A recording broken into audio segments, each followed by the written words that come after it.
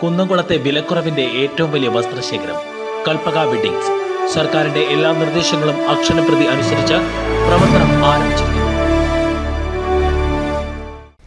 കേന്ദ്ര സംസ്ഥാന സർക്കാരുകളുടെ ഭവന നിർമ്മാണ പദ്ധതികളുടെ പേരിൽ ഗുണഭോക്താക്കളെ കബളിപ്പിച്ച് ഉദ്യോഗസ്ഥൻ ലക്ഷങ്ങൾ തട്ടിയെടുത്തതായി പരാതി. തട്ടിപ്പിനിരയായ നിരവധി പട്ടികജാതി കുടുംബങ്ങൾ ദുരിതത്തിൽ. NCV news exclusive. ഭവന നിർമ്മാണ പദ്ധതികളുടെ ഗുണഭോക്താക്കൾക്ക് അനുവദിക്കുന്ന തുക അവരെ കബളിപ്പിച്ചു തട്ടിയെടുത്തതായാണ് പരാതി. മുൻ VEO ആയിരുന്ന ഉദ്യോഗസ്ഥൻ വീട് പണി പൂർത്തീകരിച്ച് തരാമെന്ന് പറഞ്ഞ് ധനസഹായം ലഭിക്കുന്ന ബാങ്ക് അക്കൗണ്ടിന്റെ പാസ്ബുക്കും ATM കാർഡും പാസ്വേഡും കൈക്കലാക്കുകയായിരുന്നുവെന്ന് പരാതിക്കാർ പറയുന്നു. ഗുണഭോക്താക്കൾ അറിയാതെ പലതവണയായി അക്കൗണ്ടിൽ നിന്ന് ലക്ഷങ്ങൾ പിൻവലിക്കുകയായിരുന്നു. തട്ടിപ്പിനിരയായവർ ധനസഹായം ലഭിച്ച് വർഷങ്ങൾ പിന്നിട്ടിട്ടും വീട് പണി പൂർത്തിയാക്കാനാകാതെ ദുരിതത്തിലാണ്. ചാലിശ്ശേരി പടാട്ടുകുന്നിലെ കോലഴി വളപ്പിൽ രാജനും ഭാര്യ ഷീജയും 2 പെൺമക്കളും അടങ്ങുന്ന കുടുംബം കഴിഞ്ഞ 10 വർഷത്തോളമായി പ്ലാസ്റ്റിക് ഷീറ്റ് മേഞ്ഞ ഈ ഒറ്റമുറി വീട്ടിലാണ് താമസം.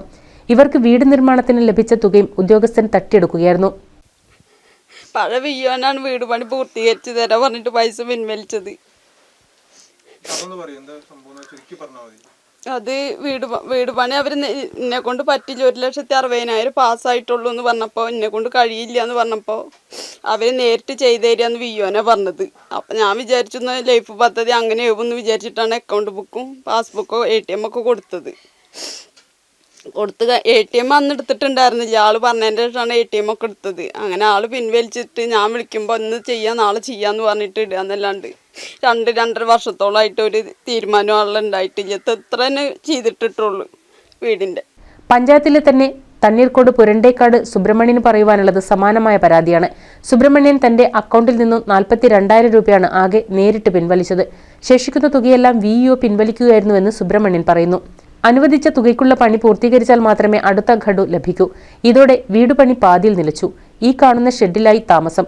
ശുചിമുറിയില്ലാത്തതിനാൽ അയൽ വീടുകളിലേക്ക് പോകേണ്ട ഗതികേടിലാണ് ഇപ്പോൾ സുബ്രഹ്മണ്യൻ.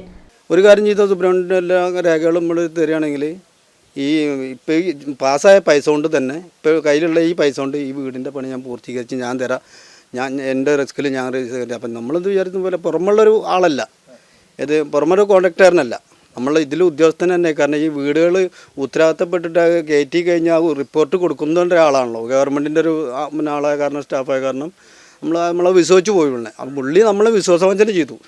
നമ്മൾ ഗവൺമെൻറ്റിൻ്റെ ഒരാളല്ലേ, നമ്മളിത് ഉത്തരവാദിത്തമായിട്ട് പാവപ്പെട്ട ആൾക്കാർക്ക് ഇങ്ങനെ വീട് മൂപ്പര് നല്ല ഒരു സന്തോഷത്തോട് ചെയ്തു തരുമെന്ന് വിചാരിച്ചിട്ടുണ്ടായിരുന്നത്. പക്ഷെ നമ്മളെ മൂപ്പര് മുതലെടുക്കുക ചെയ്തു. അപ്പോൾ അവർ ബ്ലോക്കിൽ അന്വേഷിക്കുമ്പോൾ ഞാൻ ബ്ലോക്കിൽ അന്വേഷിച്ചപ്പോൾ പറഞ്ഞു ബ്ലോക്കിലെല്ലാ രേഖകളും പറഞ്ഞു വീടിൻ്റെ പണി പൂർത്തീകരിച്ചിട്ടുള്ള രേഖയാണ് അവിടെ കാണുന്നത്.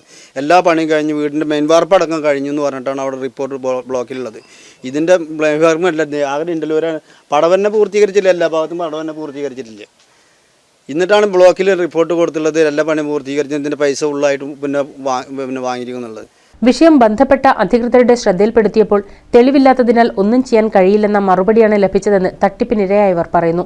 സർക്കാർ രേഖകൾ പ്രകാരം ഭവന നിർമ്മാണ പദ്ധതിയിലൂടെ അനുവദിച്ച മുഴുവൻ തുകയും ഗുണഭോക്താക്കൾക്ക് നൽകി കഴിഞ്ഞു. എന്നിട്ടും വീടുപണി പൂർത്തിയാകാത്തതിനാൽ ലഭിച്ച തുക പലിശ സഹിതം തിരിച്ചടയ്ക്കേണ്ട ഗതികേട്ടിലാണ് ഇവരിൽ പലരും. വിഷയം പഞ്ചായത്ത് അധികൃതരുടെ ശ്രദ്ധയിൽപ്പെടുത്തിയിട്ടും കാര്യമായ പുരോഗതി ഇതുവരെ ഉണ്ടായിട്ടില്ലെന്നും ഉദ്യോഗസ്ഥൻ തങ്ങളെ വഞ്ചിച്ചതോടെ ഇനി എന്തു ചെയ്യണമെന്നറിയാത്ത അവസ്ഥയിലുമാണിപ്പോൾ. വിഷയവുമായി ബന്ധപ്പെട്ട അന്വേഷണത്തിൽ കൂടുതൽ കുടുംബങ്ങൾ ചതിയിൽപ്പെട്ടിട്ടുണ്ടെന്നാണ് ലഭിക്കുന്ന വിവരങ്ങൾ. NCV news Thrithala.